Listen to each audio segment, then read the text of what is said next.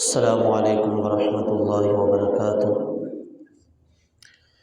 ان الحمد للہ نحمده ونستعینه ونستغفره ونعوذ باللہ من شرور انفسنا ومن سیئات اعمالنا، من يهده الله فلا مضل له ومن يضلله فلا هادي له، أشهد أن لا إله إلا الله وحده لا شريك له، وأشهد أن محمدا عبده ورسوله۔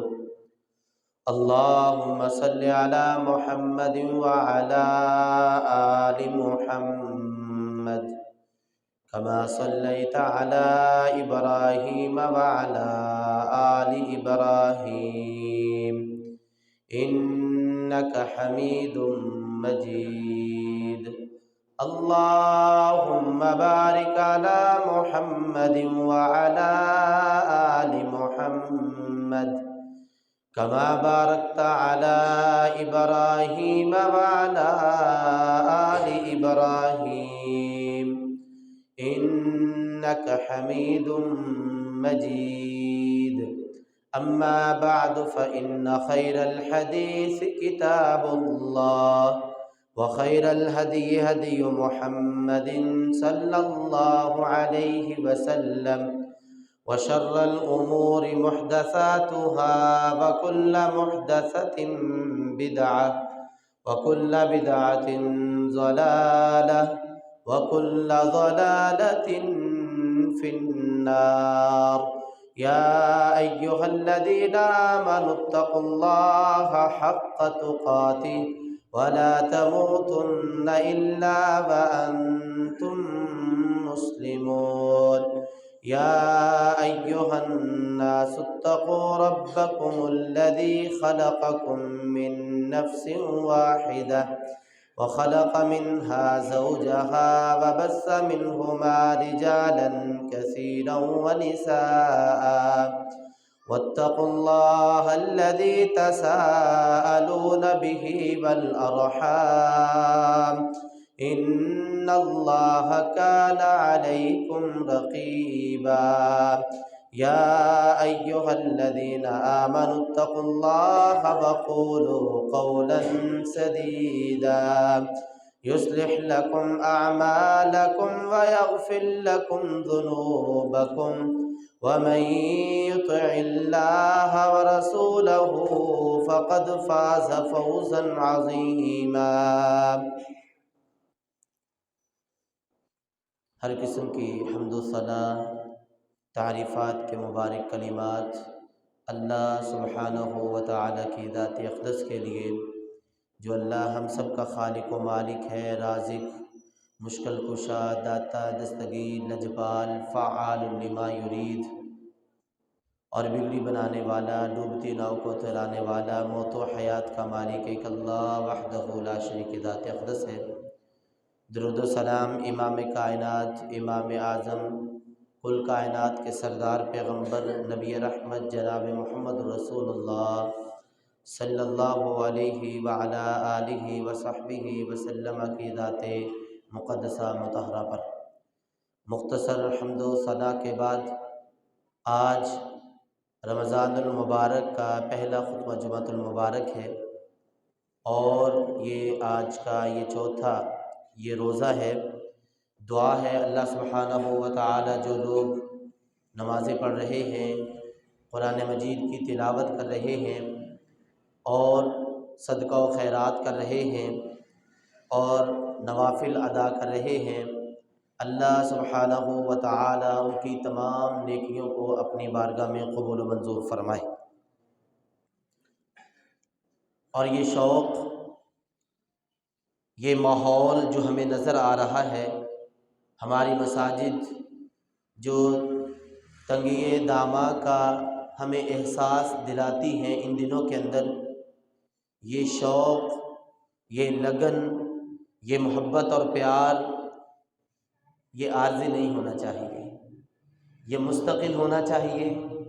اور جو سستی، کاہلی، نکما پن، نکارا پن جو ہمارے اندر دیگر مہینوں کو اندر آتا ہے، اللہ سبحانہ و تعالی اس سستی کو ہم سے دور فرمائے۔ آج کا جو ہمارا خطبہ جمعۃ المبارک ہے، وہ آج کے ماحول کو مد نظر رکھتے ہوئے کہ جس طرح آج ہمارے اندر شوق عبادت ماشاءاللہ جاگا ہوا ہے، اللہ تعالی ہمیشہ ہمارے اندر اس شوق عبادت کو جگا دے، سب بولے آمین۔ اور اسی موضوع پر انشاءاللہ تعالی میں آپ احباب کے سامنے گفتگو کروں گا، شوق عبادت، اس کے فوائد، اس کے معاملات، اور صحابہ کرام رضوان اللہ علیہم اجمعین کی عبادت، ان کا شوق، ان کا لگن روزے رکھنے میں، صدقات دینے میں، نوافل پڑھنے میں۔ نبی کریم صلی اللہ علیہ وسلم کی زندگی ہمارے لیے بہترین نمونہ ہے۔ آپ شوق عبادت، جن کا ہم نے کلمہ پڑھا ہے، ان کا شوق عبادت کیسا تھا اور آج ہمارا کیسا ہے۔ قرآن مجید میں اللہ سبحانہ و تعالی نے ہمارے مقصد کو بیان کیا ہوا ہے، اور بعض لوگ یہ سمجھتے ہیں کہ ہم دنیا میں بیکار ہی آئے ہیں۔ افحسبتم انما خلقناکم عبثا وانکم الینا لا ترجعون۔ اللہ سبحانہ و تعالی فرماتے ہیں، کیا تم یہ گمان کرتے ہو کہ ہم نے تمہیں بلا وجہ ہی پیدا کر دیا، فالتو میں پیدا کر دیا؟ نہیں، بغیر مقصد کے اللہ سبحانہ و تعالی نے کسی بھی چیز کو پیدا نہیں کیا۔ سورج کا کام ہے روشنی دینا، وہ اپنا کام کر رہا ہے۔ آسمان کا کام ہے ہمارے اوپر چھت مہیا کرنا، اور وہ اپنا کام کر رہا ہے۔ زمین کا کام ہے بچھونا، اور یہ بستر والا کام کر رہی ہے۔ اور پہاڑوں کا کام ہے زمین کو اور جو ہلنے سے، حرکات و سکنات سے محفوظ رکھنا۔ کیلوں کا کام یہ جو ہے وہ پہاڑ ادا کر رہے ہیں۔ پرندوں کا کام انسان کے ماتحت رہ کر سارے معاملات کرنا، اور ان تمام چیزوں کو، درندوں کو، پرندوں کو، حیوانوں کو، انسانوں کے لیے یہ جو جتنی بھی ہمیں سہولیات نظر آ رہی ہیں، یہ اللہ سبحانہ و تعالی نے انسان کے لیے پیدا کی ہے۔ ان سب کی پیدائش کا مقصد اللہ سبحانہ و تعالی نے انسان کو آرام پہنچانا لکھا ہے۔ اور انسان کو کس مقصد کے لیے پیدا کیا؟ اللہ رب العالمین نے قرآن مجید میں سورۃ الذاریات اس کی آیت نمبر 56 میں، آیت نمبر 56 میں اللہ سبحانہ و تعالی نے ہم سب کی پیدائش کا مقصد بیان کیا ہے۔ اللہ فرماتے ہیں، وَمَا خَلَقْتُ الْجِنَّ وَالْإِنسَ إِلَّا لِيَعْبُدُونَ۔ میں نے جنوں اور انسانوں کو صرف اور صرف اپنی بندگی کے لیے پیدا کیا ہے۔ ان کا کوئی اور مقصد نہیں ہے، ان کا کوئی اور کام نہیں تھا دنیا میں۔ یہ جاتے اور اللہ کی عبادت کرتے، اللہ کی بندگی کرتے، یہ ان کا اصل کام ہے۔ باقی تو دوسرے کام بعد میں ہیں۔ اصل مقصد، اصل کام جو اللہ سبحانہ و تعالیٰ نے ہمیں بیان کیا ہے، وہ ہے اپنی بندگی۔ لیکن آج انسان اس مقصد کو بھول گیا ہے۔ دنیا میں جتنی بھی اللہ رب العالمین نے چیزیں پیدا کی ہیں، اور جس مقصد کے لیے پیدا کی ہیں، ہر چیز اپنا مقصد سامنے رکھتے ہوئے وہ کام کر رہی ہے۔ سورج کا کام ہے صبح کے وقت مشرق سے نکلنا اور دنیا کو روشن کرنا، اور مغرب کی طرف غروب ہو جانا۔ سورج اپنا کام کر رہا ہے کہ نہیں کر رہا؟ بتائیں، ہو رہا ہے۔ رات آتی ہے، دن چلا جاتا ہے، یہ اللہ سبحانہ و تعالیٰ نے جو نظام بنایا ہے، اور وہ اپنے کام پہ لگا ہوا ہے۔ اور اسی طرح اللہ سبحانہ و تعالی نے دنیا کا نظام بنایا، چل رہا ہے۔ دنیا میں جو جس کام کے لیے ہے، اب گدھے کو ہم نے بنایا، اس کو اللہ سبحانہ و تعالی نے اس کو بنایا تاکہ ہم اس کے اوپر سواری کر سکیں، بوجھ ڈال سکیں، اور یہ سارا کچھ۔ اب گدھا کہے میں نے یہ کام نہیں کرنا، تو آپ کیا کہیں گے اس کو؟ بھائی تیرا کام ہی یہ ہے۔ تو جو جس مقصد کے لیے بنایا گیا ہے، دنیا کی ہر چیز وہی کام کر رہی ہے سوائے انسان کے۔ انسان کو جس مقصد کے لیے پیدا کیا گیا تھا، انسان اپنا مقصد بھول چکا ہے۔ اللہ ہمیں اپنے مقصد کو یاد رکھنے کی توفیق عطا فرمائے۔ یہ بہت بڑا المیہ ہے کہ آج ہم نے بزنس کے لیے ٹائم ٹیبل بنایا ہے، بچوں کے لیے ٹائم ٹیبل بنایا ہے، اپنے گھر والوں کے لیے ٹائم ٹیبل بنایا ہے، کبھی میرے ٹائم کے اندر یہ بھی آیا کہ میں نے اتنی دیر اللہ کی عبادت کرنی ہے، اتنی دیر میں نے قرآن کی تلاوت کرنی ہے، اتنی دیر میں نے نوافل ادا کرنے ہیں، اتنی دیر میں نے مخلوق کائنات کے کام کرنے ہیں؟ ہمارے ٹائم ٹیبل میں بزنس، کاروبار، پیسہ، لین دین، ریل پیل، بس یہی رہ گیا ہے۔ اللہ کے لیے تو ہمارے ہاں ٹائم رہ ہی نہیں گیا۔ تو جو مقصد ہمارا تھا، آج انسان اس مقصد کو بھول چکا ہے، اور وہ کیا ہے؟ وَمَا خَلَقْتُ الْجِنَّ وَالْإِنسَ إِلَّا لِيَعْبُدُونَ۔ اللہ فرماتے ہیں اے انسانوں، اے جنات کی جماعت، میں نے تمہیں اپنی عبادت کے لیے پیدا کیا ہے۔ اللہ ہمارے اندر وہ شوق کو پیدا فرمائے۔ اسی طرح ہم دیکھتے ہیں حضرات صحابہ کرام کو، نبی کریم جناب محمد رسول اللہ صلی اللہ علیہ وسلم، ان کی شوق عبادت کتنا زبردست تھا۔ پہلے لوگوں کے قصے، کہانیاں، وہ ہمارے لیے عبرت اور نصیحت ہیں، اور قرآن مجید میں اللہ تعالیٰ فرماتے ہیں فَاعْتَبِرُوا يَا أُولِي الْأَبْصَارِ۔ اللہ نے پہلے لوگوں کی کہانیاں بیان کی، جناب یعقوب علیہ السلام، جناب یوسف علیہ السلام، جناب عیسیٰ علیہ السلام، جناب موسیٰ علیہ السلام، جناب لقمان، سب کے اللہ تعالیٰ نے بیان کیے، اور اللہ فرماتے فَاعْتَبِرُوا يَا أُولِي الْأَبْصَارِ، اے عقل والو عبرت حاصل کرو۔ تو اللہ پورا قرآن مجید بھرا پڑا ہے، قوم شعیب، قوم لوط، قوم صالح، قوم شعیب، جتنے بھی یہ معاملات ہیں یہ ہمارے لیے عبرت اور نصیحت ہیں، ہمیں شوق دلانے کے لیے، ہمارے زنگ کو دور کرنے کے لیے، ہمارے سسٹم کو اپ ڈیٹ کرنے کے لیے اللہ سبحانہ و تعالی نے پہلے لوگوں کے قصے کہانیوں کو بیان کیا ہے۔ اور اسی طرح اگر ہم دیکھتے ہیں اللہ کے نبی صلی اللہ علیہ وسلم کے جو آپ کے صحابہ کرام ہیں، کس طرح نیکی کے اندر، عبادت کے اندر ان کا شوق عبادت تھا، اور پھر ہم نے اپنے آپ کے ساتھ کمپیریزن کرنا ہے کہ ہم کہاں کھڑے ہیں اور وہ لوگ کہاں پہ تھے۔ کیا وہ لوگ تاجر نہیں تھے؟ کیا حضرت ابو طلحہ رضی اللہ تعالیٰ مدینے کے سب سے بڑے تاجر نہیں تھے انصار میں سے؟ کیا حضرت عثمان غنی رضی اللہ تعالیٰ تاجر نہیں تھے؟ ایک ایک وقت میں کروڑوں روپے اللہ کے نبی صلی اللہ علیہ وسلم پر نچھاور کرنے والے اتنے بڑے وہ تاجر تھے۔ ایک ایک وقت میں اربوں روپے اللہ کے نبی صلی اللہ علیہ وسلم پر نچھاور کرنے والے۔ ہمارا پتہ نہیں کون سا کاروبار ہے، تجارت ہے، جتنا تھوڑا سا پیسہ آ جائے ہم اتنے اللہ سے دور ہو جاتے ہیں، مسجد سے دور ہو جاتے ہیں، دین سے دور ہو جاتے ہیں۔ اب دیکھیں صحابہ کرام کا شوق عبادت کیا تھا۔ صحیح بخاری کی حدیث ہے، حدیث کا نمبر 843 نمبر یہ روایت ہے، حضرت ابو ہریرہ رضی اللہ تعالیٰ عنہ اس حدیث کے راوی ہیں، فرماتے ہیں جاء الفقراء الى النبی صلی اللہ علیہ وسلم، فقراء کی ایک جماعت نبی کریم صلی اللہ علیہ وسلم کے پاس آئی، یا رسول اللہ صلی اللہ علیہ وسلم، ہم تو غریب ہیں، ہمارے پاس پیسہ نہیں ہے، لیکن ہم نمازیں پڑھتے ہیں، دوسری طرف امیر صحابہ کرام ہیں، ان کے پاس پیسہ بھی ہے، دولت بھی ہے، وہ ہم سے زیادہ عمرے بھی کرتے ہیں، وہ ہم سے زیادہ حج بھی کرتے ہیں، وہ ہم سے زیادہ غریبوں کی مدد بھی کرتے ہیں، وہ ہم سے زیادہ اللہ کے راستے میں خرچ کرتے ہیں۔ یا نبی اللہ، ہمارے پاس تو پیسے نہیں ہیں، نمازیں وہ بھی پڑھتے ہیں، ہم بھی پڑھتے ہیں، روزے وہ بھی رکھتے ہیں، ہم بھی رکھتے ہیں، لیکن پیسہ ان کے پاس زیادہ ہونے کی وجہ سے کہیں وہ ہم سے آگے تو نہیں نکل جائیں گے۔ ہمیں کچھ ایسا بتا دیں کہ ہم ان کے ساتھ مقابلہ کر سکیں نیکیوں کے اندر۔ کس چیز میں؟ پیسہ کمانے میں نہیں، دنیا کی بلڈنگ محلات تعمیر کرنے کے اندر نہیں، ان کو فکر تھی کہ امیر صحابہ نیکیوں میں ہم سے آگے نہ بڑھ جائیں۔ آج تو ہمیں فکر ہے نا کہ اس بھائی کا مکان کیسا بن گیا، میرا اس سے اچھا ہونا چاہیے، اچھا اس بھائی کے پاس پیسہ اتنا ہے، میرے پاس اس سے زیادہ ہونا چاہیے۔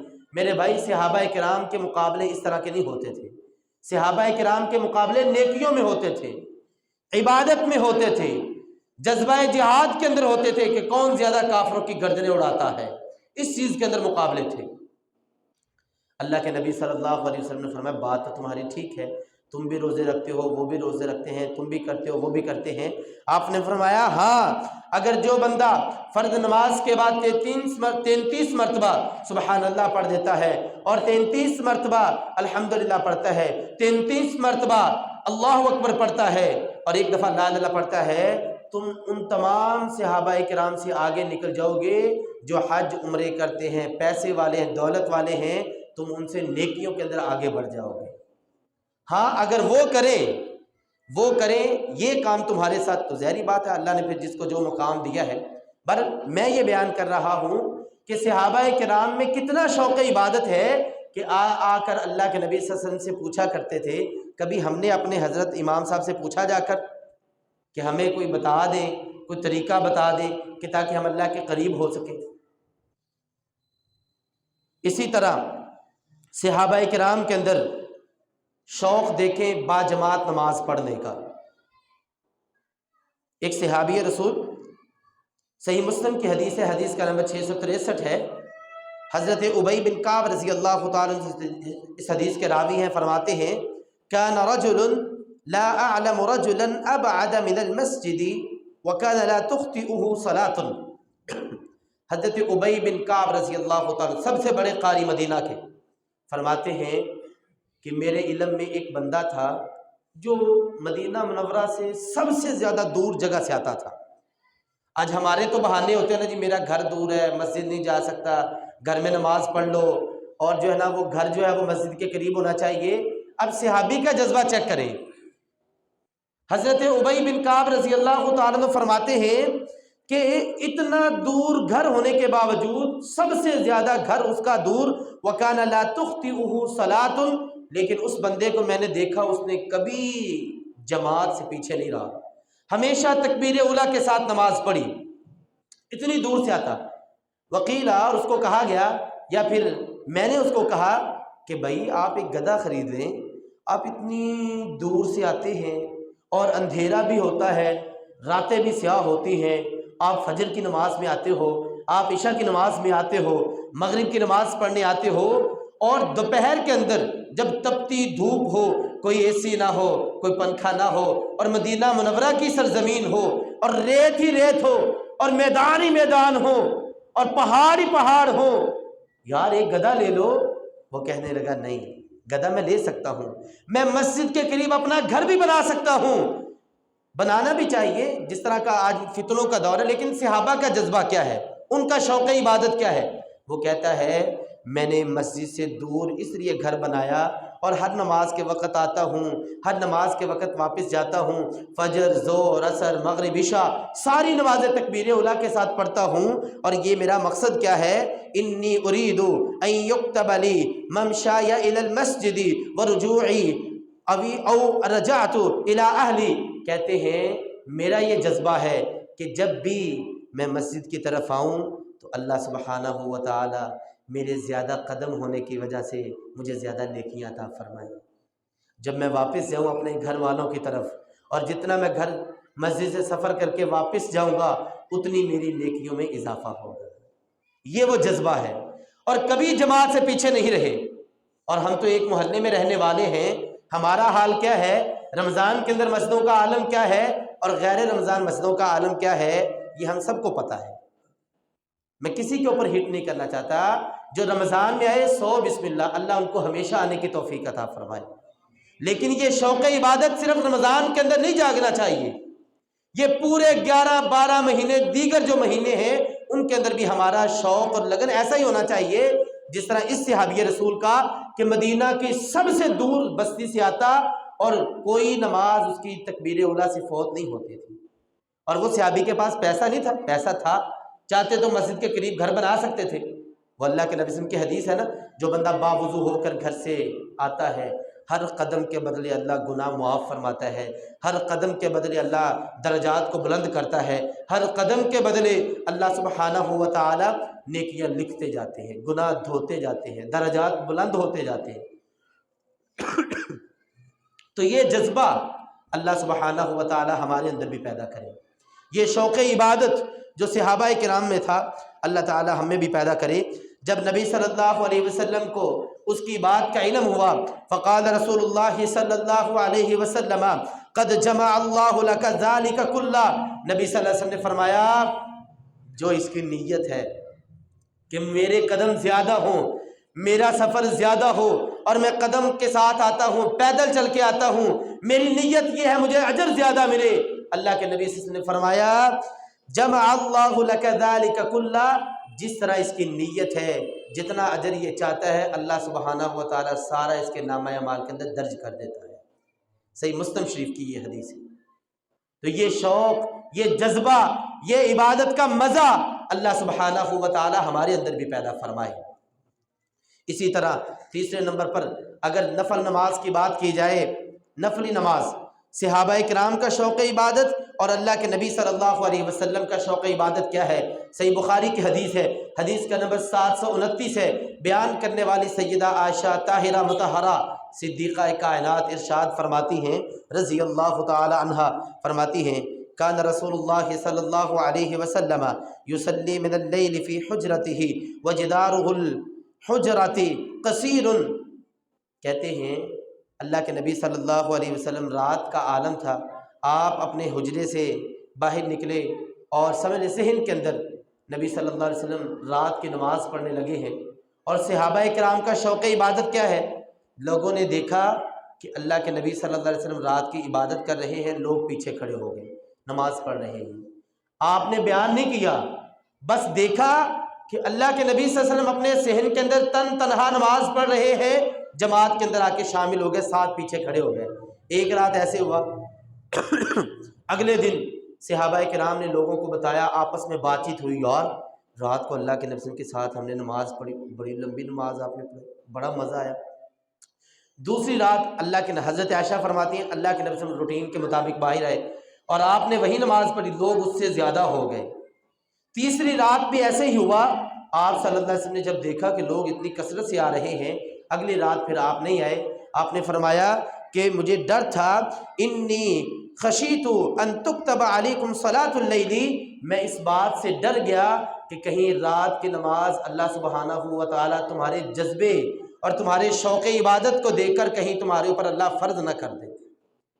اچھا، یہ سوال اب یہ ہے کہ کیا اللہ کے نبی صلی اللہ علیہ وسلم نے کسی کو بلا کے کہا تھا بھی آ کے نماز پڑھ لو؟ بتائیں ذرا، کسی کو کہا کہ میرے ساتھ آ کے نماز پڑھو؟ یہ ہے وہ صحابہ کرام کا شوق عبادت کہ آپ نے کہا نہیں، آپ کے گھر کی دیواریں چھوٹی ہیں، صحن چھوٹا، اور لوگ خود بخود اللہ کے نبی صلی اللہ علیہ وسلم کو دیکھا اور آ کے نماز میں شامل ہو رہے ہیں۔ پہلے دن تعداد اور دوسرے دن تعداد اس سے ڈبل ہو گئی، تیسرے دن تعداد ٹرپل گنا ہو گئی۔ یہ کیوں تھا اور یہ کیا تھا؟ یہ صحابہ کرام کا شوق عبادت تھا۔ اور آج ہمارے ہاں کیا ہوتا ہے، امام صاحب حضرت جو ہیں وہ تراویحیں پڑھا رہی ہوتے ہیں، یا تو ہم پیچھے لیٹ جاتے ہیں یا ویسے ہی بھاگ جاتے ہیں، وہیں ایک دو دن پہلے نماز تراویح ادا کرتے ہیں، اس کے بعد چھٹی۔ اور صحابہ کرام کا شوق عبادت کیا ہے؟ اپنے آپ کو ذرا کمپیریزن کریں نا کہ صحابہ کرام کا شوق عبادت کیا تھا اور آج ہمارا شوق عبادت کیا ہے۔ اللہ ہماری عبادت کے اندر جو ہے وہ مستقل مزاجی پیدا کر دے۔ آپ صلی اللہ علیہ وسلم نے فرمایا احب الاعمال الی اللہ ادومها وان قل، اللہ کے نزدیک سب سے محبوب ترین بندہ وہ ہے جو عمل تھوڑا کرتا ہے لیکن ہمیشہ کرتا ہے۔ یہ نہیں کہ رمضانی مسلمان بنے آئیں، نماز رمضان کے اندر بڑی پابندی کرتے ہیں اور دیگر مہینوں کے اندر حی علی الصلاۃ حی علی الفلاح کی صدائیں بلند ہوتی ہیں، اور اللہ معاف کرے کبھی کبھی ایسا بھی ہوتا ہے مؤذن بھی نہیں ہوتا کہ کون بندہ جو ہے وہ تکبیر پڑھے۔ یہ ہمارے حال ہے۔ جب شوق عبادت ختم ہوگا تو ایسے گندے نکمے حکمران ہمارے اوپر نافذ ہوں گے۔ اسی طرح اللہ کے نبی صلی اللہ علیہ وسلم کا اگر آپ شوق عبادت دیکھنا چاہتے ہیں، صحیح مسلم حدیث نمبر 772 ہے، آپ صلی اللہ علیہ وسلم کے پیارے صحابی رازدان پیغمبر حضرت حذیفہ بن یمان رضی اللہ تعالی عنہ ارشاد فرماتے ہیں کہ ایک رات اللہ کے نبی صلی اللہ علیہ وسلم نماز پڑھ رہے ہیں، میں نے دیکھا آپ نماز پڑھ رہے ہیں، میں بھی نماز کے اندر شامل ہو گیا، اور میں آپ کے دائیں جانب کھڑا ہوا، آپ نے مجھے اپنی دوسری جانب گھما کے کیا تاکہ میں امام جو ہے وہ بائیں جانب ہو، میں اللہ کے نبی صلی اللہ علیہ وسلم کی بائیں جانب پہ کھڑا ہوا، آپ نے گھما کے مجھے دوسری سائڈ پہ کیا۔ تو اس سے ایک یہ بھی ثابت ہوتا ہے کہ اکیلا بندہ اگر پڑھ رہا ہو تو نماز اس کے ساتھ بندہ شامل ہو سکتا ہے، جماعت ہو سکتی ہے اس طرح۔ اچھا، حضرت حذیفہ بن یمان رضی اللہ تعالیٰ عنہ ارشاد فرماتے ہیں کہ میں اللہ کے نبی صلی اللہ علیہ وسلم کے ساتھ شامل ہو گیا، صلیت مع النبی صلی اللہ علیہ وسلم ذات لیلۃ، ایک رات میں نے دیکھا آپ صلی اللہ علیہ وسلم نماز پڑھ رہے ہیں، میں ساتھ شامل ہو گیا۔ جب اللہ کے نبی صلی اللہ علیہ وسلم کے ساتھ میں شامل ہوا، فافتتح البقرہ، اللہ کے نبی صلی اللہ علیہ وسلم نے سورۃ بقرہ شروع کی۔ جب سورۃ بقرہ شروع کی، فقلت یرکع عند المئۃ، میں دل کے اندر یہ گمان کر رہا ہوں کہ اللہ کے نبی صلی اللہ علیہ وسلم سورۃ بقرہ کی 100 آیتیں پڑھیں گے، ثم یرکع، پھر آپ رکوع کر لیں گے۔ 100 آیت کم از کم یہ آدھا پارہ بن جاتا ہے، 100 آیت۔ تو حضرت حذیفہ بن یمان کہتے ہیں یہ اللہ کے نبی صلی اللہ علیہ وسلم کی شوق عبادت ہے کہ آپ نے سورۃ بقرہ شروع کی اور میں نے کہا چلو 100 آیتیں پڑھیں گے تو رکوع کر دیں گے۔ کہنے لگے 100 آیت گزر گئی، ثم مضى، 100 آیت گزر گئی۔ میں نے کہا چلو سورۃ بقرہ لگتا ہے پوری پڑھ کے چھوڑیں گے۔ اللہ کے نبی صلی اللہ علیہ وسلم نے سورۃ بقرہ بھی مکمل کی، اس کے بعد سورۃ نساء شروع کی، اور سورۃ بقرہ 2.5 پاروں کی ہے۔ کتنے پاروں کی ہے؟ شاید ابھی تک ہم نے جب سے روزے شروع ہوئے ہیں ابھی تک اتنا پڑھا نہ ہو۔ یہ ایک رات کے اندر تہجد کی نماز کے اندر اللہ کے نبی صلی اللہ علیہ وسلم نے 2.5 پاروں کی سورت جو ہے وہ پڑھ رہے ہیں۔ صحابی حضرت حذیفہ بن یمان کہتے ہیں شاید لگتا ہے نا سورۃ بقرہ مکمل کریں تو کام ختم ہو جائے، رکوع میں چلے جائیں گے۔ اللہ کے نبی صلی اللہ علیہ وسلم نے سورۃ نساء شروع کر دی۔ سورۃ نساء بھی 1.5 پونے 2 پاروں کی، آپ نے وہ بھی پڑھی اور وہ بھی مکمل کی۔ اس کے بعد اللہ کے نبی صلی اللہ علیہ وسلم نے سورۃ آل عمران شروع کی، سورۃ آل عمران۔ اس طرح ایک رکعت کے اندر اللہ کے نبی صلی اللہ علیہ وسلم نے 6 پارے تلاوت کر لیے۔ کتنے پارے؟ یہاں پہ حافظ صاحب تراویحاں پڑھاتے ہوئے تھوڑی سی اپنی روٹین جو ہے وہ آہستہ پڑھنا شروع کر دیں تو لوگ جو ہے وہ آ کے شکایتیں لگانا شروع، تھکے ہوئے ہیں، ہمارے پاس تو ٹائم ہی نہیں ہوتا، تیز کہیں ان کو پڑھیں یا تھوڑا پڑھیں، یہ کیا ہمیں مصیبت ڈالی ہوئی ہے۔ اللہ کے نبی صلی اللہ علیہ وسلم کی شوق عبادت کیا ہے؟ 3 بڑی صورتیں قرآن مجید کی، سورۃ بقرہ، سورۃ نساء، سورۃ آل عمران، آپ صلی اللہ علیہ وسلم نے ایک ہی رکعت کے اندر پڑھی اور آپ نے رکوع کیا۔ اور یہیں پہ بس نہیں ہے، حضرت حذیفہ بن یمان رضی اللہ تعالیٰ عنہ کہتے ہیں نبی صلی اللہ علیہ وسلم جب رکوع میں گئے اور آپ نے یہ پڑھنا شروع کیا سبحان ربی العظیم، سبحان ربی العظیم، اور کتنی مرتبہ پڑھا ہوگا؟ صحیح مسلم کے اندر حدیث موجود ہے، صحابی کہتے ہیں جتنا قیام تھا نا لمبا نبی صلی اللہ علیہ وسلم کا کہ آپ نے یہ تینوں صورتیں پڑھی، اتنا لمبا نبی صلی اللہ علیہ وسلم کا رکوع بھی تھا، اتنا لمبا رکوع، پھر سجدہ بھی اتنا لمبا، قیام بھی اتنا لمبا، دونوں سجدے اتنے لمبے۔ یہ ایک رات کا شوق عبادت ہے اللہ کے نبی صلی اللہ علیہ وسلم کا، جن کے کوئی گناہ نہیں، اللہ نے سارے گناہوں کو معاف کیا ہوا ہے۔ ایک رات کی وہ بھی نفلی عبادت، تہجد کی نماز، اور روایات کے اندر آتا ہے کہ نبی صلی اللہ علیہ وسلم کے پاؤں سوج جاتے تھے، ورم پڑ جاتے تھے۔ یہ اللہ کے نبی صلی اللہ علیہ وسلم کی عبادت ہے۔ اللہ ہمارے اندر بھی یہ شوق عبادت پیدا فرما دے۔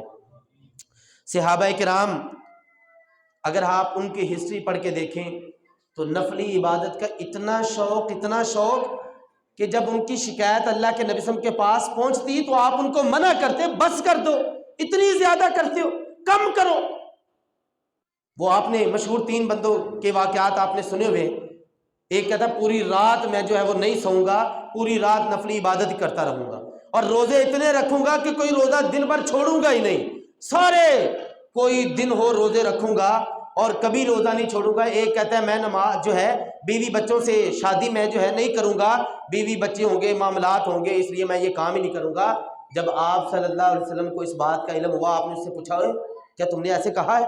جی یار ایسے کہا ہے، آپ کے گناہ اللہ نے سارے معاف کیے ہوئے ہیں، ہم تو بڑے گنہگار ہیں، اس لیے ہم نے کہا جی پوری رات عبادت ہی کریں گے، زندگی بھر روزے ہی رکھیں گے، شادی نہیں کرواؤں گا۔ آپ نے فرمایا نہیں ایسے نہیں کرنا، رات کو سونا بھی ہے، عبادت بھی کرنی ہے، روزے رکھنے بھی ہیں، افطار بھی کرنے ہیں، شادی بیاہ بھی کرنی ہے، امت کو بڑھانا ہے، کفار کے مقابلے میں آنا ہے، یہ کام کرنے ہیں۔ اتنا شوق عبادت، اور آج ہم لوگوں کو کہہ کے تھک جاتے ہیں، لیکن فرض نماز میں بھی ایک صف پوری نہیں ہوتی، نفلی عبادت کی تو ہم کیا بات کریں۔ اسی طرح ایک اور صحابی رسول اگر آپ دیکھتے ہیں، صحیح بخاری کی حدیث ہے، حضرت ابو جحیفہ بن عبداللہ وہب بن عبداللہ رضی اللہ تعالیٰ عنہ حدیث کے راوی ہیں، فرماتے ہیں کہ نبی کریم صلی اللہ علیہ وسلم نے جب آپ مدینہ منورہ کے اندر ہجرت کر کے پہنچے تو آپ نے مواخات مدینہ قائم کی، یعنی کہ بھائی چارہ قائم کیا، کسی کو کسی کا بھائی، کسی کو کسی کا بھائی، جو مہاجر صحابہ تھے، انصار صحابہ کا آپس میں بھائی چارہ بنوایا۔ 2 صحابہ، ایک کا نام حضرت سلمان رضی اللہ تعالیٰ عنہ، دوسرے کا نام حضرت ابو درداء رضی اللہ تعالیٰ، دونوں آپس میں بھائی بھائی۔ اللہ کے نبی صلی اللہ علیہ وسلم نے فرمایا تم آپس میں بھائی ہو۔ تھوڑے دنوں کے بعد حضرت ابو درداء رضی اللہ تعالیٰ عنہ جو تھے، ان کے گھر میں حضرت سلمان رضی اللہ تعالیٰ عنہ ملنے کے لیے آئے، اور حضرت سلمان رضی اللہ تعالیٰ عنہ نے دیکھا کہ ان کی جو بیوی ہے پھٹے پرانے کپڑے، اور حالت بھی پتہ چل ہی جاتا ہے بندے کی کیا ہے، تو پوچھا کہ کیا مسئلہ ہے، آپ نے یہ کپڑے اتنے میلے اور گندے پہنے ہوئے ہیں؟ تو کہنے لگی آپ کے جو بھائی ہیں نا حضرت ابو درداء رضی اللہ تعالیٰ عنہ، ان کو اللہ اللہ کرنے سے فرصت ہی نہیں ملتی، ان کا تو دنیا سے پیار ہی نہیں ہے، ان کے میری طرف وہ توجہ ہی نہیں کرتے، بس وہ اپنا اللہ اللہ کرنے پہ مگن ہیں۔ اچھا، رات کا وقت ہوا تو بلکہ دن کے وقت ہی جب وہ گئے تو حضرت سلمان رضی اللہ تعالیٰ عنہ نے حضرت ابو درداء سے کہا یار تم کھانا کھاؤ۔ انہوں نے کہا تم بھی کھاؤ۔ انہوں نے کہا میرا روزہ ہے، انی اصوم، میں تو نہیں کھاؤں گا۔ کہا جس وقت تک تم نہیں کھاؤ گے تو میں بھی نہیں کھاؤں گا۔ نفلی روزہ تھا، حضرت سلمان کو چھوڑنا پڑا۔ اچھا، رات کا وقت ہوا، کہا سو جاؤ۔ کہا میں سوتا نہیں رات کو۔ کیوں نہیں سوتے؟ میں پوری رات عبادت ہی کرتا ہوں۔ میں نے کہا سو جاؤ۔ وہ کہتا ہے تم سو جاؤ یار، تم میرا مہمان ہے۔ اس نے کہا، حضرت ابو سلمان رضی اللہ تعالیٰ نے کہا، حضرت ابو درداء رضی اللہ تعالیٰ عنہ نے، تو حضرت سلمان نے کہا جب تک آپ نہیں سوئیں گے میں بھی نہیں سوؤں گا۔ اچھا، بیچارے کو بستر بچھانا پڑا، سونے پڑے، تو وہ بھی سو رہے ہیں، وہ بھی سو رہے۔ تھوڑی دیر ہوئی تو وہ اٹھ گئے، کہا ابھی اور سو، ابھی اور سو۔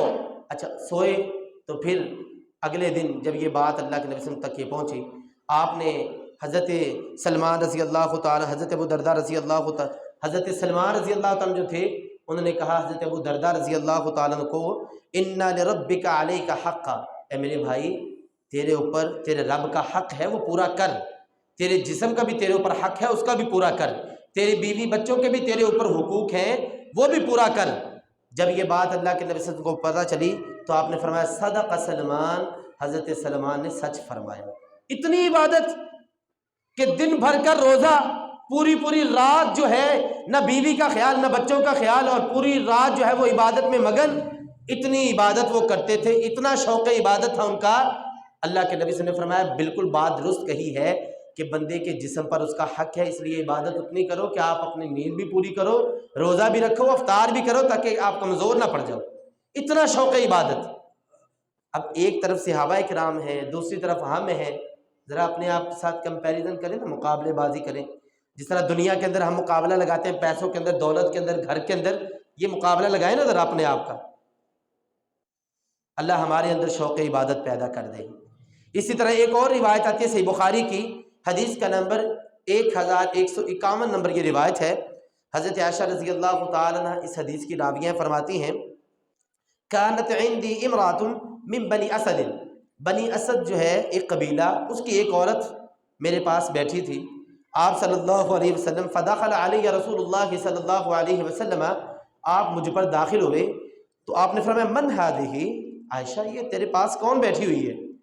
تو حضرت عائشہ رضی اللہ تعالیٰ نے کہا قلت، میں نے کہا فلانۃ، یہ وہ فلاں عورت ہے، فلاں عورت، لیکن مشہور کس طرح ہے؟ نبی صلی اللہ علیہ وسلم، حضرت عائشہ فرماتی ہے لا تنام باللیل، یا رسول اللہ صلی اللہ علیہ وسلم یہ وہ عورت ہے جو پوری رات سوتی ہی نہیں ہے۔ عورتوں کا شوق عبادت۔ آج تو ٹی وی سے فرصت نہیں ملتی، موبائلوں سے فرصت نہیں ملتی، نہ ہمارے نوجوانوں کو نہ ہماری بہنوں کو۔ سونا ہے تو ریموٹ یا موبائل ہاتھ میں ہے، جب بیدار ہونا ہے تو اس وقت بھی سب سے پہلے ریموٹ اور اس کے پہلے بعد موبائل۔ موبائل آج کل سب سے زیادہ اہم ہے، تو سونا بھی اسی وقت ہے اور بیدار بھی اسی طرح ہی ہونا ہے۔ تو وہ حضرت عائشہ نے فرمایا یہ وہ عورت ہے لا تنام باللیل، جو پوری رات سوتی ہی نہیں ہے۔ اللہ کے نبی صلی اللہ علیہ وسلم کو پتہ ہوگا اس عورت کے بارے میں غائبانہ طور پر، فذکر من صلاتها، اس کے نبی صلی اللہ علیہ وسلم کے سامنے ان کی نمازوں کا ذکر کیا گیا بھی، یہ پوری پوری رات جو ہے وہ نمازیں پڑھتی ہے۔ اللہ کے نبی صلی اللہ علیہ وسلم نے فرمایا ایسے نہ کرو، ایسے نہ، اتنی عبادت، پوری رات عبادت، ایسے نہ کرو۔ رات کو سویا بھی کرو، تم تھک جاؤ گی، تمہارا رب اجر لکھنے سے نہیں تھکے گا، اس لیے رات کو سویا بھی کرو، اللہ کی عبادت بھی کیا کرو۔ میں نے تینوں مثالیں پیش کی ہیں۔ نبی صلی اللہ علیہ وسلم کا رات کی عبادت کتنی محبت سے کرتے تھے، صحابہ کرام کا شوق عبادت کیا تھا، اور یہ رمضان کے مہینے کی بات نہیں ہے، عام مہینوں کی بات۔ اور صحابیات جو نبی صلی اللہ علیہ وسلم کی تربیت یافتہ ہیں ان کا جو معاملہ تھا وہ بھی میں نے آپ کے سامنے رکھا ہے. کتنی ان لوگوں کو فکر تھی ایک نفلی عبادت کی، اور آج ہماری فردی نمازوں کا عالم کیا ہے وہ بھی ہمیں پتہ ہے. اللہ ہماری سستیوں کو دور فرمائے. اگر نفلی روزوں کی بات کی جائے تو ان لوگوں کا شوق عبادت کیا تھا کہ تپتی ہوئی دھوپ ہے اور چرواہے جو ہیں وہ روزے رکھتے ہیں، چرواہے بکریوں کا چھیڑو، اس نے روزہ رکھا ہوا. صحابی رسول اس سے پوچھتے ہیں یار اتنی گرمی اتنی دھوپ اور تو نے نفلی روزہ رکھا ہوا ہے اور ہے بھی بکریوں کا چرواہا. سب سے مشکل کام ہے بکریوں کو ہینڈل کرنا، مشکل کام ہے. گائے بھینسیں ان کو بندہ ہینڈل کر سکتا ہے، وہ اتنی بھاگتی نہیں. سب سے مشکل کام ہے بھیڑ بکریوں کو کنٹرول میں کرنا. اور وہ چرواہا مدینہ کے اندر، اور وہ بھی پہاڑوں کے اندر، پہاڑوں کا چرواہا بھیڑ بکریاں چرانے والا. پوچھا کیوں اتنے روزے؟ چھوڑ دو روزہ، نفلی روزہ.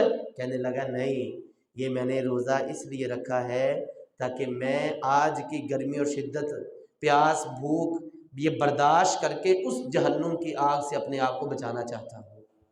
یہ ان لوگوں کے شوق عبادت ہے. نبی صلی اللہ علیہ وسلم ایام بیچ کے روزے رکھتے، ہر مہینے کے 3 روزے، پیر اور جمعرات کا روزہ رکھتا.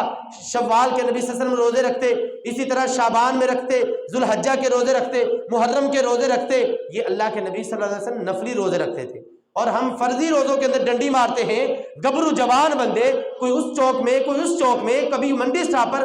میں نے خود دیکھا، ان روزوں کی بات ہے، دوسرے روزے پہلے روزے میں نے دیکھا گبرو جوان بندہ منڈی اسٹاپ کے اوپر کھڑے ہو کے دوپہر کے وقت پھل ٹھونس رہا ہے. تو تیری جوانی کہاں گئی؟ جوانی کے اندر بھی روزے نہیں رکھ سکتے تم؟ وہ بکریوں کے چھیڑو، بکریوں کے چرواہے اور مدینہ کی سرزمین اور تپتے ہوئے جناب پہاڑ، اس کے باوجود وہ روزے رکھتے ہیں. اور آج ہمارے بہانے ہی ختم نہیں ہوتے. میں روزہ نہیں رکھ سکتا، میں فلاں کام کرتا ہوں، میں فلاں کام کرتا ہوں. لے جو یہ سارا کچھ، یہ چیز لے کے تمہیں جہنم ہی جانا پڑے گا. بلا وجہ روزے چھوڑتے ہو سارے. نفلی روزے ان کا شوق عبادت کیا ہے. اللہ تعالیٰ جو ہیں یہ ساری باتیں اگر ہم دیکھتے ہیں صحابہ کرام کے قرآن مجید کے اوپر کس طرح وہ عمل کرتے تھے کہ جب تک کوئی آیت آتی، صحابہ کرام کہتے ہیں جب آیت نازل ہوتی ہم فی الفور اس پہ عمل کرتے، ہم بہانے نہیں بناتے تھے، فی الفور اس پہ عمل کرتے. اس طرح شوق شہادت پڑھ کے دیکھ لیں، اس طرح صدقہ و خیرات پڑھ کے دیکھ لیں. اللہ کے نبی صلی اللہ علیہ وسلم نے فرمایا، صحیح بخاری کی حدیث ہے 7228 نمبر روایت، آپ نے فرمایا لو کان عندی احد ذهب، اگر میرے پاس احد پہاڑ کے برابر سونا ہو. احد پہاڑ 8 کلومیٹر لمبا، اب اس دور میں پتہ نہیں کتنا لمبا ہوگا، اب 8 کلومیٹر لمبا ہے. اللہ کے نبی نے فرمایا اگر میرے پاس احد پہاڑ کے برابر سونا ہوتا تو 3 دن گزرنے سے پہلے پہلے میں اللہ کے راستے میں سارا سونا بانٹ دیتا، سوائے اتنے سکے میں رکھتا جتنا میرے اوپر قرض تھا، باقی سب کچھ میں اللہ کے راستے میں بانٹ دیتا. اللہ تعالیٰ یہ ہمارے اندر بھی شوق جو ہے یہ پیدا فرمائے. وآخر دعوانا الحمدللہ رب العالمین.